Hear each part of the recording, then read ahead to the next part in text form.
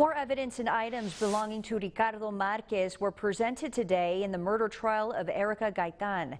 KTSM 9 News reporter Tani Davis was present for today's proceedings and is live to explain what exactly investigators say they found.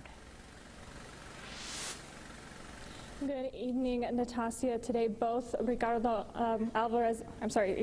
Marquez's brother and Detective John Armendariz took the stand today to recall the events after Erica Gaitan went missing.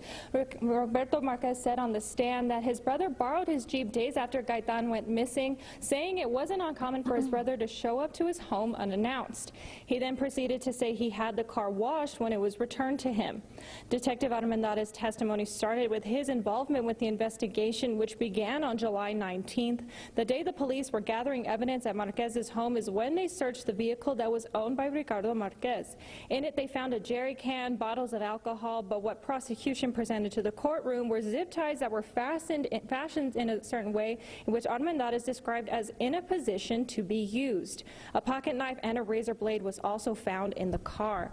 Police got a warrant to search the Jeep belonging to Marquez's brother, and when they returned to begin the search, they discovered that Roberto Marquez did wash the vehicle, which could have contained potential evidence. They also found the Jeep's floor mat in the recycle bin, which seemed to be placed there since it was on top of the other items in the bin. Now, when defense did cross-examine John Armendariz, they were able to poke holes in many of the prosecution's evidence, which caused confusion in the courtroom. This trial is still set to continue next week. Natasha? Yeah, Tani, you just mentioned this. What was one of the ways that the defense, how were they able to poke holes in the evidence that was shown?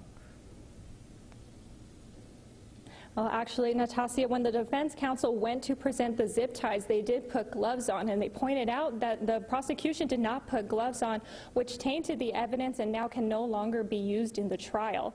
I'm Tani Davis. Back to you all. All right, very interesting, Tani. Thank you so much for that report.